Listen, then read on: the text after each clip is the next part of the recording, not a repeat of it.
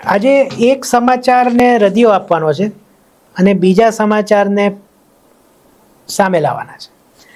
થોડા વખત પહેલાં જો ખ્યાલ હોય તો આપણે એક સમાચાર શેર કર્યા હતા અહીંયા કે 3 ઇડિયટ્સની સિક્વલ બની રહી છે અને જે એની સ્ક્રિપ્ટ છે એ લોક થઈ ગઈ છે અને આમિર ને માધવન ને શર્મન જોશી ને બધા તૈયાર થઈ ગયા છે.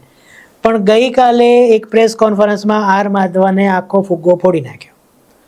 આર માધવને કીધું કે ભાઈ આ તો કલ્પના કરીએ એવી જ વાત છે, હજી અમને કોઈએ વાત આ કરી જ નથી.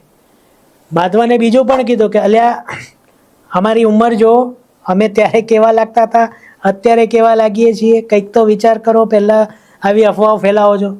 ટૂંકમાં જો આર માધવનનું માનવામાં આવે, અને એનું તો માનવું જ પડે કારણ કે હોર્સિસ માઉથ કહેવાય, તો 3 ઇડિયટ્સની કોઈ સિક્વલ બીક્વલ બનવાની નથી. પણ આવા જ પાછા બીજા ન્યૂઝ પાછા આજે વાંચ્યા. ગોલમાલની જે આગલી ફિલ્મ આવશે ને એમાં એની ઓજી ટીમ એટલે કે અજય દેવગણ છે, અરશદ વારસી છે, તુષાર કપૂર છે અને શર્મન જોશી, આ બધા ભેગા પાછા થવાના છે. અને જે વિલન છે એ કોઈ સ્ત્રી હશે, એટલે કે ફિમેલ એક્ટર હશે. હવે પહેલા સમાચાર જે આપણે જોયા 3 ઇડિયટ્સના, એ પછી આમાં તો જરા વિચારીને જ આગળ વધવાનું મન થાય છે કે આને સાચા માનવા કે નહીં.